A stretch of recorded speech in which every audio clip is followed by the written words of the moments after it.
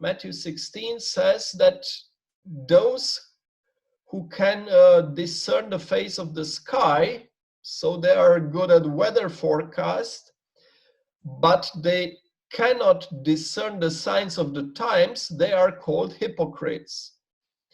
And we are challenged to be wise and to recognize the fulfilling prophecies. Now, signs of the times, we have, for instance, Matthew 24:7, saying, nation shall rise against nation and kingdom against kingdom. There shall be famines and pestilences and earthquakes in diverse places.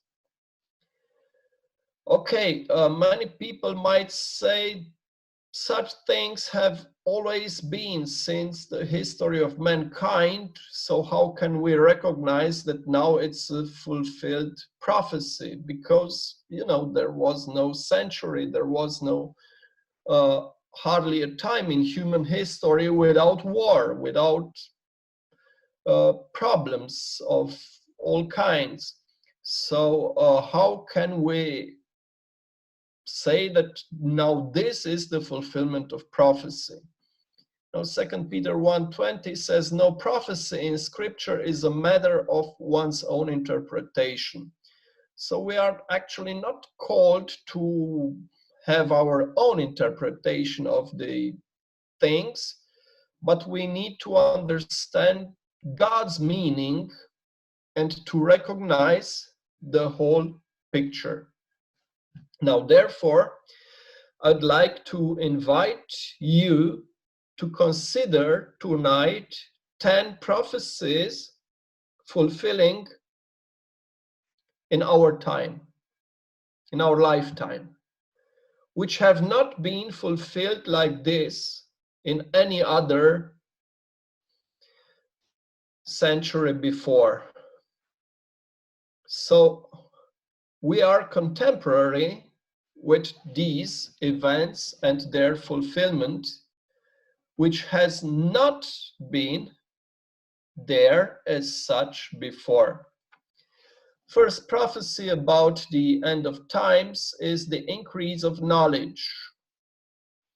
And it says, in the time of the end, many shall run to and fro, and knowledge shall be increased.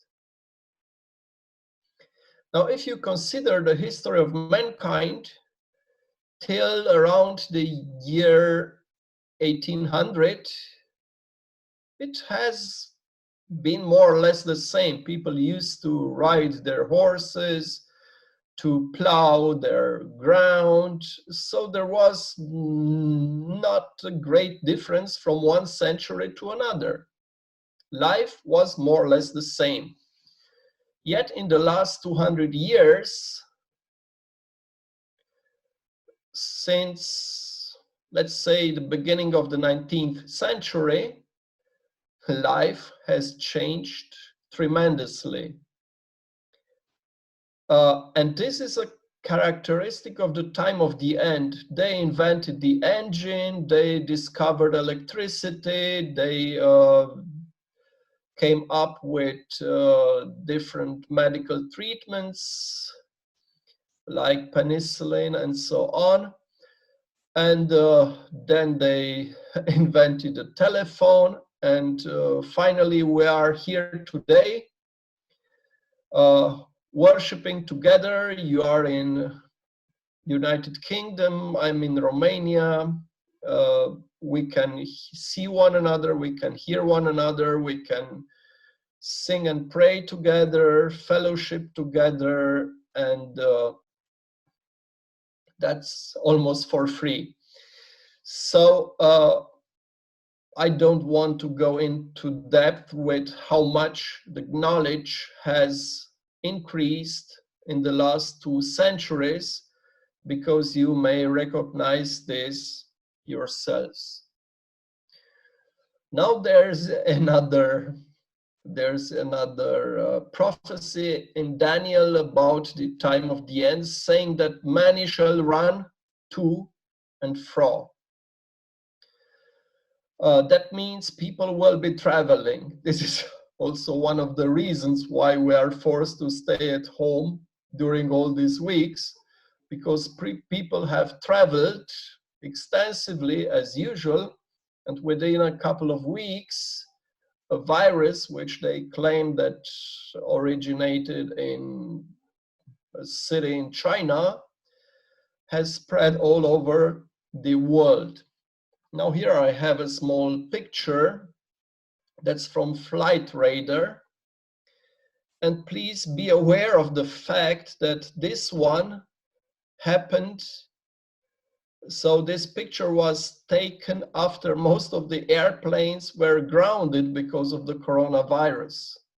So normally it's much more clouded over the sky. And I guess most of you have been around a Heathrow airport and can confirm out of experience that people keep traveling to and fro. The gospel of the kingdom was supposed to be preached in all the world for a witness unto all nations. I know, Brother George Bosanac, you had in the former Yugoslavia the same experience as we all had behind the Iron Curtain, namely that we grew up under a communist regime where religious freedom was prohibited, talking about God was a crime, and it was prosecuted and punished as such. And yet we knew that a time was supposed to come when we would be able to preach the gospel freely. But, the Soviet Union was so strong. Some people, like in the Czech Republic, they tried the Prague Spring, and the Russian tanks came and did a tremendous disaster there. So nobody would dare to dream that this would be possible. Yet the Bible said that the gospel of the kingdom was supposed to be preached in all the world. We did not know when, we did not know how, but we knew that it would happen. And at the end of the year 1989, everything fell apart without us having to move a single finger. And God created the conditions that this end time prophecy should be fulfilled. In those times, Brother George, we never dreamt of traveling abroad, of meeting our brethren, of you preaching in the United Kingdom and me preaching in Germany and in different other parts of the world. That was more than science fiction. And if we look around what's happening today, we cannot but recognize the fulfillment of this prophecy. Now let's continue with a very interesting Bible verse. It says, God spoke once, but I heard it twice. Come that God spoke once, but I heard it twice. I can understand this Bible verse as a prophecy about the modern media. On Sabbath afternoon, we did a broadcast together with Brother Raduku, and there were about 320 people following online in real time.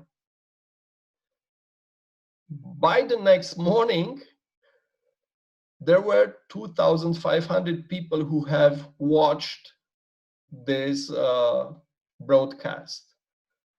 So we spoke once, but people keep hearing. They share the link, they forward it to their friends.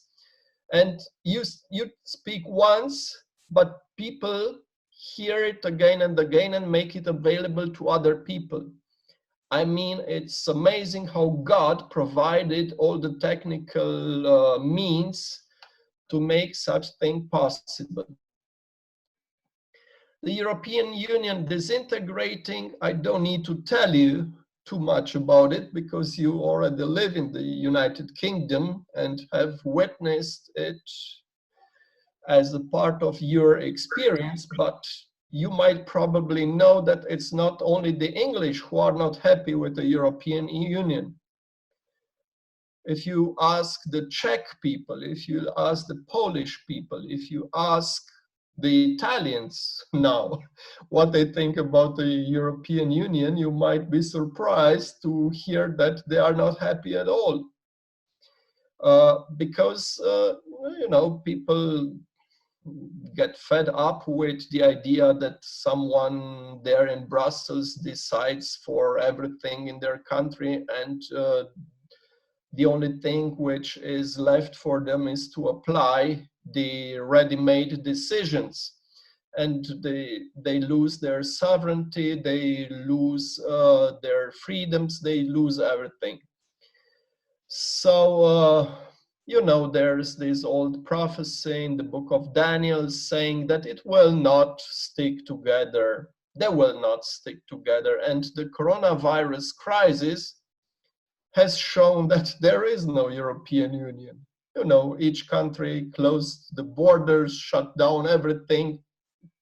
And even within a country, you had problems traveling from one region to another one. You know, you have these districts in Germany. They called them Länder, yeah, Bundesländer.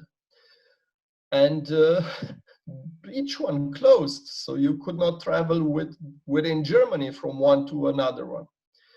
And the Italian people, I've seen officials who used to scroll the flag of the European Union and tie it with some piece of thread because they said it's not relevant to us. We have been left alone. We fight with disease, we fight the virus, we fight the death, and nobody cares. Everybody cares for his own country. So where is the European Union?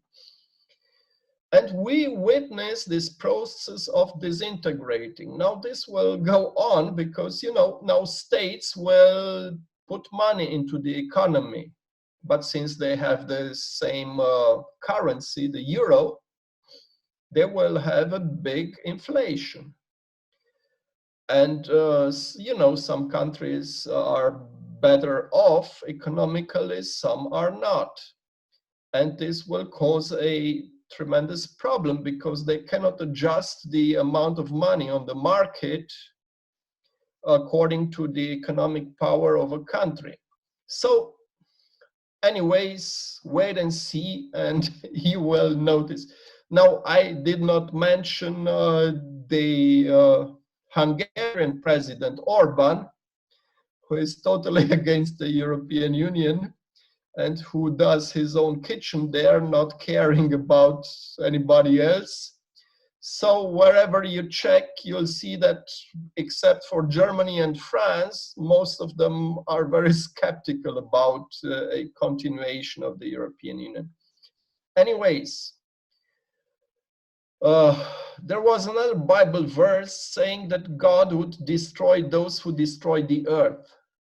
But this was not possible until a couple of years ago.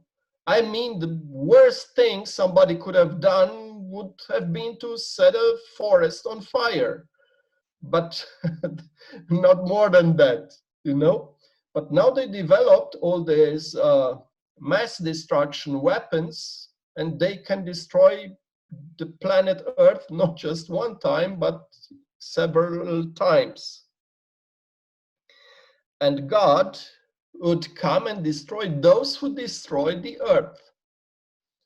They may destroy it by means of these weapons, by pollution as well, and by their irresponsible behavior generally.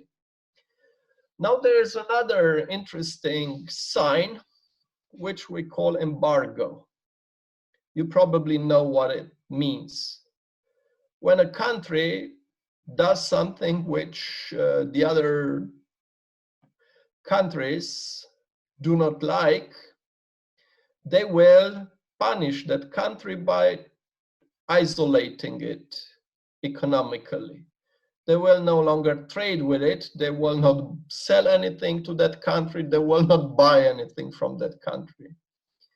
You know, you have it with North Korea, you had it with Iraq, they have it partially with Russia. And this method of punishment is pretty new. And by the time John wrote the Revelation, they used to beat people, they used to hang people, they used to cut their heads off, but there was no such sanction as to prevent someone from buying or selling. Now they applied it as at an international level, from one country to the other countries. But now there are some very interesting developments going into the direction that they will no longer apply it only at state level, but also at individual level. You know, and there is this prophecy in Revelation saying that no one may buy or sell. Okay, but you know, as long as you have your money, the temptation is too big, and you will always find somebody willing to sell you something for the proper money. The difference will be when you will no longer be able to handle your cash. Now, this is part of an article which I'm going to show you later on the possible effects of the coronavirus crisis. And among other things, they say goodbye to cash. The cashless society is coming, whether justified by the real, false, or exaggerated fear that lethal viruses can be spread by paper currency, or as the government's preferred method of dispersing its universal basic income, meaning that the authorities can cut folks off from their funds at any time that they want to. Okay, they spread rumors that you may be infected by all these bills, by the money. So you should rather use your cards, use your phone to pay contactless. And of course, they will say it's more secure. You know, it's also good in order to for surveillance reasons, so that no one can do some tax evasion and fraud. And everything moves into that direction. Now they want to pay the stimulus for the crisis by using a new digital dollar. Actually, they will put it on the account of the people, and they want to create some new currency, which is supposed to be a digital currency. What has this to do with the prophecy? Well, it creates the structure in order for the global government to be able to shut you off from access to your money. So you will no longer be able to buy or sell. Now, the next thing, you know, Revelation says that there will be a global authority because they will force all people, important, unimportant, rich, poor, free, slaves, to be marked on their right hands or on their foreheads, so that no one may buy or sell unless he has the mark. which is the beast's name or the number of its name. Okay, up to this point in world's history, there has never been the case of a global authority. We know there was the Roman Empire. There were periods when Napoleon occupied a large part of Europe. Hitler did the same, then the Russians did the same. But there have always been different powers which kept some kind of balance. But you know, we have this virus, and they say, okay, we need to fight together. We need to have some global authority to supervise all these measures which are supposed to be applied, because if we clean our country and the neighbor does not do the same, and then we get a guest from the other country, he will bring the virus back. So we need to stand united. We need to fight united. We need a global authority for that. Okay, and this is pretty new. You know, a couple of years ago, the Pope wrote an encyclical called Laudato Si. And I will just give you 3 small quotations. He says, international negotiations cannot make significant progress due to positions taken by countries which place their national interests above the global common good. And he says this is a problem, because countries place their national interest above the global common good. And then he says global regulatory norms are needed to impose obligations and prevent unacceptable actions. For example, when powerful companies or countries dump contaminating waste or offshore polluting industries in other countries. But he is asking for global regulatory norms, which means there needs to be something global. And finally, a 3rd quotation from the same letter. It says, for all this, there is urgent need of a true world political authority. I used to show this slide. It's from a video from the Deutsche Welle. And after presenting all this COVID-19 issue, the conclusion is a global problem needs a global solution. Okay. So globalization, and we have never seen it before as powerful as during these last weeks. Now let's get to the last point of this signs happening under our eyes, pestilences.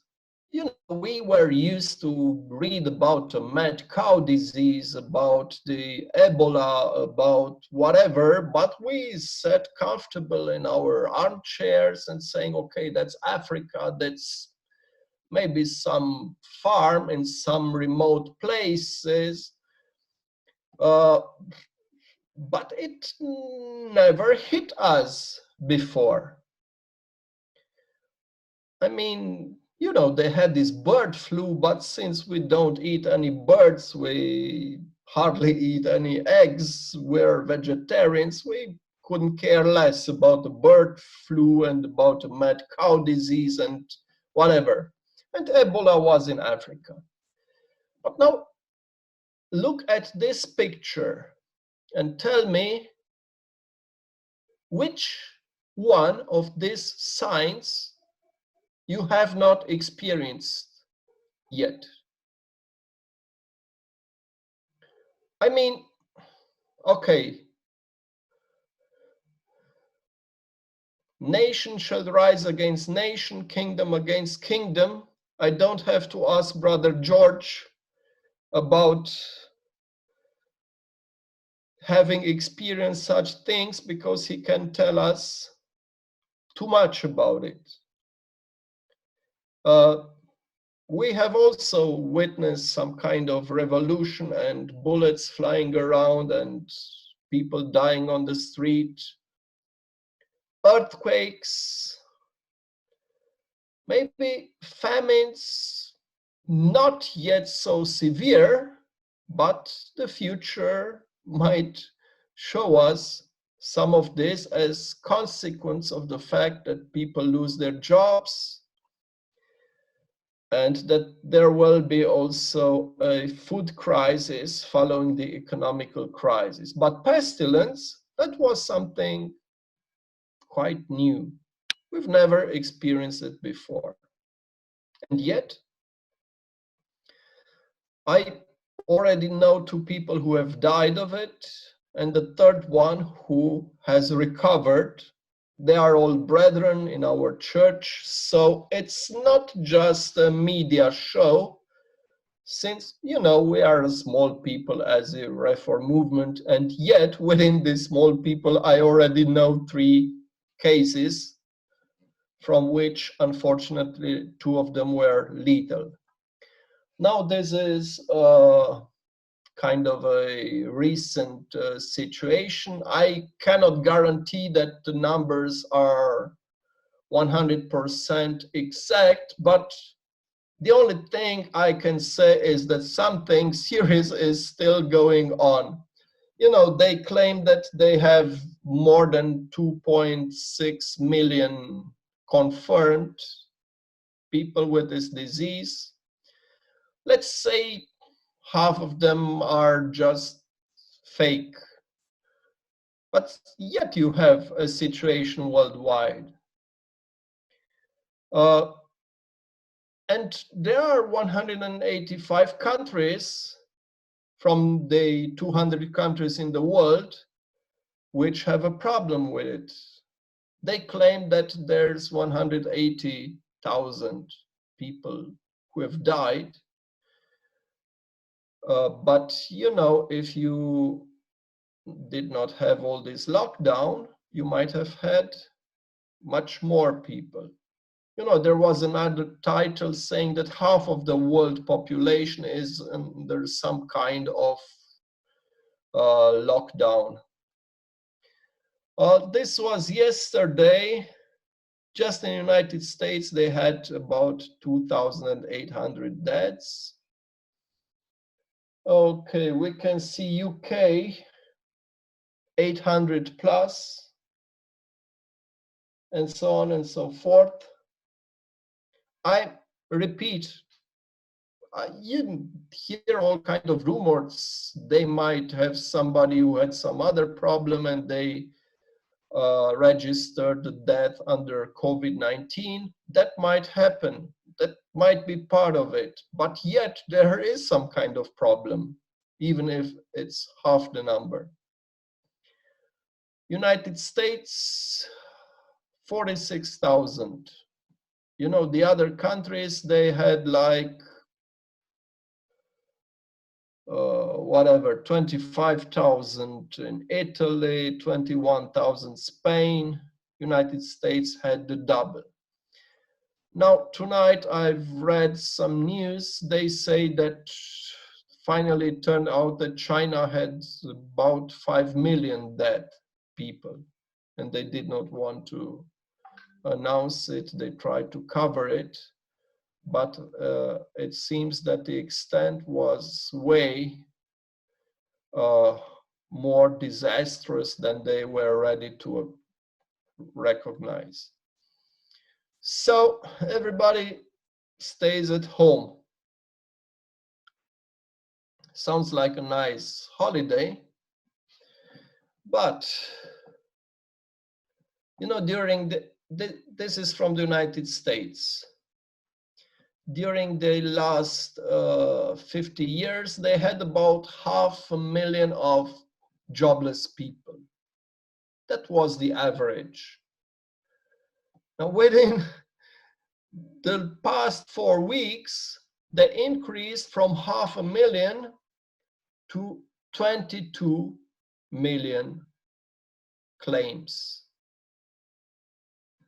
Now you may imagine how many families are behind them, how many people will no longer be able to pay their rent, to pay their debts, to pay their bank.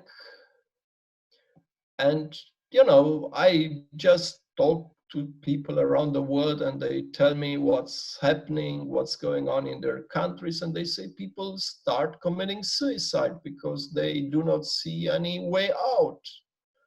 They can no longer pay their mortgage. They will be thrown out. They've got children. And people get to desperate measures. Now they talk about a new world order coming. And there's a very interesting observation. It says, never before have governments had so much power over the people. Though in these emergency conditions, that might not be an entirely bad thing for the time being, seeing as how it could be well necessary for our survival. The problem, however, is that these newly assumed powers probably won't be voluntarily surrendered up after this epidemic ends, which is why many people are so concerned. They are convinced that we've suddenly entered a period of global dictatorship, and it's difficult to argue with them. Okay, human rights are no longer the same. And, you know, I'm really amazed because beforehand we heard of some families in the northern country like Norway and so on, and they used to go into the families and take their children away because they got a religious education. You might have heard of such cases and of these child protection agencies which took the children from Christian families away. Now, okay, I'm trying to share another window with you, and I hope you might hear also the sound. This is new, I have never tried it before. You let me know if it works, okay? I will have to go to new share.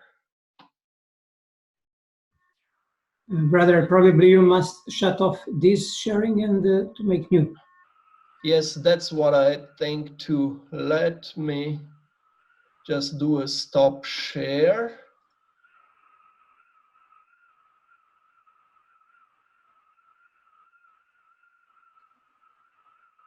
Okay.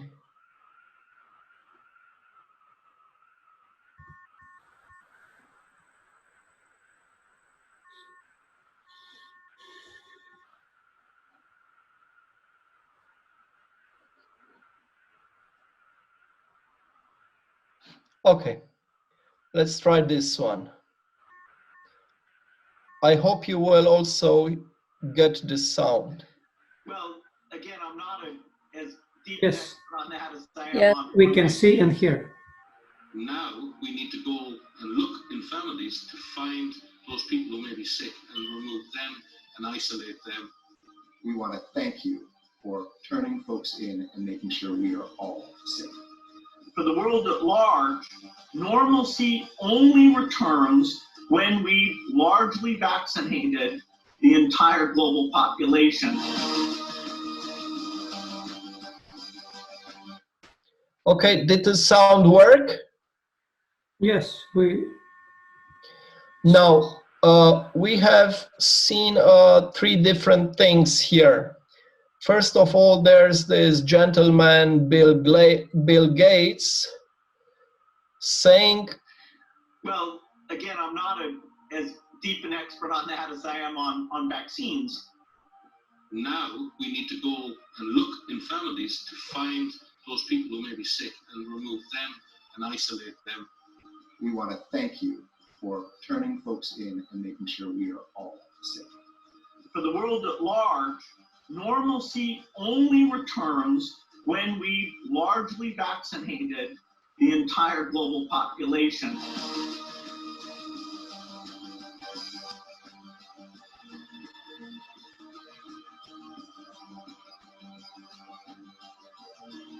Not only to isolate cases, but to rapidly detect illness in the context and remove those contacts should they become sick was a central part of that.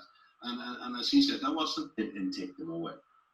That ability not only to isolate cases, but to rapidly detect illness in the context and remove those contacts should they become sick was a central part of that. And as he said, that wasn't, they're using apps now to do that. They're testing apps, but that they didn't do it with apps in Singapore. They did that with community workers, with public health workers, visiting the houses, checking on people, checking their health status every day and saying, how are you? Have you got a fever? Have you got a cough? And if a contact has developed a cough or a fever, they were taken immediately for testing. So yes, we need the information technology tools. They help. They're not the solution. There is, right now, we don't have an alternative to what we would have considered in the old days boot leather epidemiology. Public health practitioners, doctors, nurses, community workers working with communities to detect cases at community level. And the most likely person to become a case is someone who's been a significant contact of another case. And at the moment, in most parts of the world, due to lockdown, most of the transmission that's actually happening in many countries now is happening in the household, at family level. In some senses, transmission has been taken off the streets and pushed back into family units. Now we need to go and look in families to find those people who may be sick and remove them and isolate them in a safe and dignified manner. That was Dr.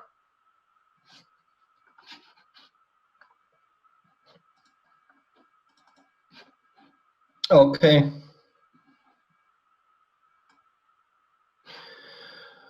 Let's get back to our screen.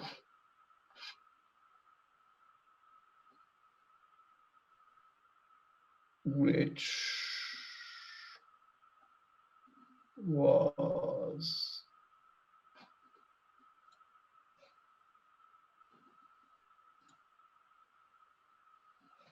this one.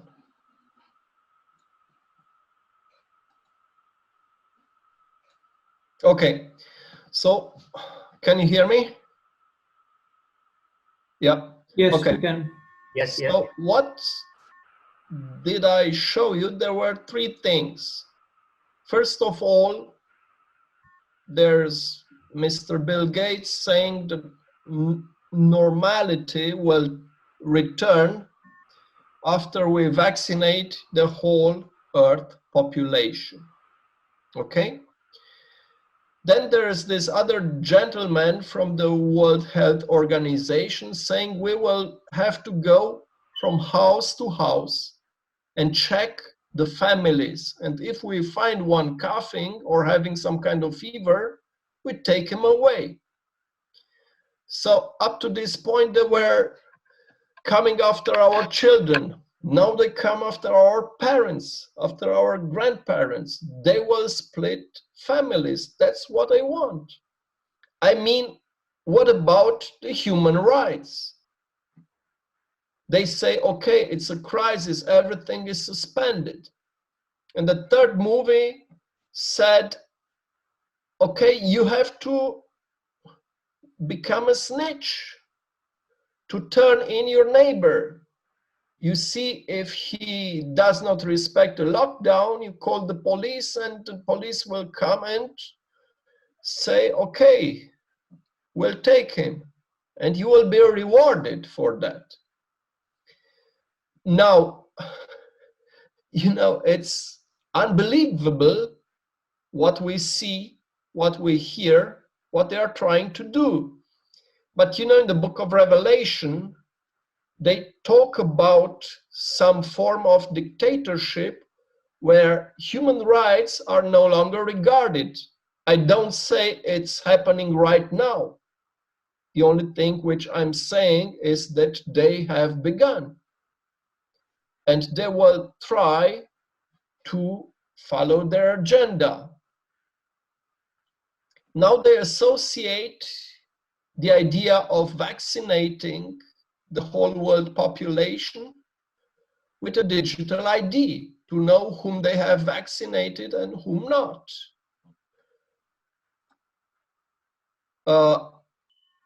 This is another excerpt of that COVID New World Order. And they say, for whatever one thinks about vaccines, there's probably no way to stop them from becoming mandatory after the COVID-19 pandemic, with it being predicted that people will have to prove that they've been vaccinated in order to do anything at all, such as study, work, travel, and receive government benefits. So they might say you are a danger for the world population, you are a danger for your colleagues at work, and you cannot return to work without getting this vaccine and without getting this digital ID confirming that you've got your vaccine. You know, they talk about digital certificates to prove coronavirus vaccination status. And on March 18, this gentleman, Bill Gates, he stated openly, saying eventually we will have some digital certificates to show who has recovered or been tested recently, or when we have a vaccine, who has received it. Some digital certificate to identify those who received the vaccine. Now I've also found this kind of proposal, a religious solution to overcome the pandemic. And they say, okay, religions should unite, Muslims, Jewish people, Christians, all together, they worship the same God, they should unite and they should become one. Okay, trying to put them all together, it says that, you know, we see the framework for the events in Revelation being prepared.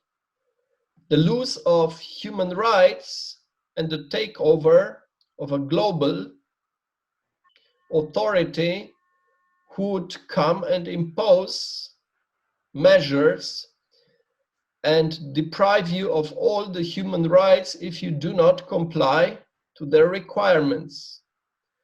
So there has never been a time in human history when these things happened. And it's preparing the way. You know, someone said it's like before the concert when they tune their instruments. Now, what are we supposed to do? How are we supposed to react to these happenings? You know, in Luke 21, it says, when these things begin to come to pass, then look up and lift up your heads, for your redemption draweth nigh. We see them, we cannot ignore them, and the future will bring even more surprise. This is not a story which will end in 2 or 3 weeks. I don't know what the origin is, and it doesn't really matter, but regardless what the origin was, we will face the consequences, which will not be so much medical consequences, but there will be social, political, and probably religious ones. Because they will start enforcing a new set of rules which no longer regard the human freedoms as being untouchable. What does it mean to look up and lift up our heads? We should set our affection on things above, not on things on the earth. You know, in old Israel, they had this 50th year, the Jubilee. Okay? And there was an interesting phenomenon.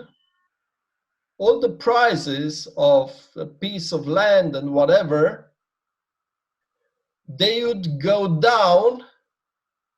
Okay, so things used to become more and more worthless as they approached the 50th year, because then there would be a redistribution of everything. So if you buy something in the year 49, you will not own it except for a couple of months, and then you'll lose everything again. So now we may draw a parallel, and recognizing that the end is so near, the earthly things actually become more and more, become less and less valuable. And we are being advised to set our affection on things above and not on things on the earth, because Peter says that things on the earth will burn soon. And he says the end of all things is at hand. Be therefore sober and watch unto prayer. Excuse me, please. Because the day of the Lord is at hand, and on that day the earth and the works that are therein shall be burned up. Therefore we should not tie our hearts unto them, we should not keep our hearts connected to the material things. They are doomed to be burned. And you know, the Bible says where your heart is, there's your treasure. If we love God and the heavenly things, we will be able to pass through this crisis. If not, there will be a great disappointment. But, you know, actually, for the genuine Christian, everything happening now and from now on should actually be a good news.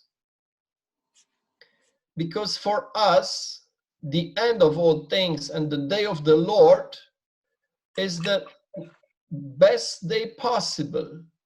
It says there will be a day of joy. For some people, the day is burning like a furnace, but for us, the Son of Righteousness will arise with healing in its light for those who fear the name of the Lord. And we will be like calves released from their stalls. And in Isaiah 25:9, it says, look, it's the Lord, this is our God. We have waited for him and he saved us. This is the Lord, we waited for him.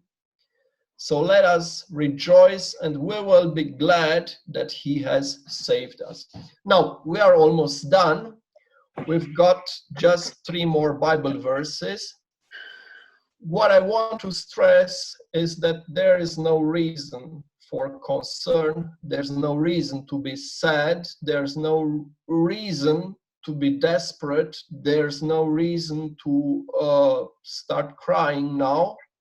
Okay, there will be hard times, but we've always known that this was about to happen before the coming of Jesus, that such events would take place, that there will be crisis, that there will be trouble, that people will have a hard life. But, you know, we expected these things, and now they are coming, they are happening. But we should see in them the signs of our deliverance, the signs that the prophecy is fulfilling and Jesus is coming soon. And we should not have this attitude, oh my God, the end is coming, I cannot avoid it, so what can I do? Let's prepare. Actually, excuse me, we should not have such an attitude, but Brother Marius, we are supposed to have. May I ask owner of iPhone to set off microphone, please? Oh, goodbye then. Okay, thank you. So the attitude of the people who will be saved is that they will love his appearing. The Apostle Paul says that the crown of righteousness is not only for him, but unto all them that love his appearing. And this should be our attitude. We should rejoice. We should be like people in love who wait to meet their fiancé, okay, their future bridegroom, okay. And it says the crown of righteousness is for this category of people. Now let's remember the attitude of the disciple John. When Jesus said, behold, I come quickly, that was a good news for him. The advice was, behold, I come quickly, hold that fast which thou hast, that no man take thy crown. As Jesus said, surely I come quickly, John replied, amen. Even so, come, Lord Jesus. And it's my wish and prayer that this should also be our attitude, this should also be our response, and this should also be our readiness upon facing the events which are happening now and which are still to come. And may the Lord help us unto that. Amen.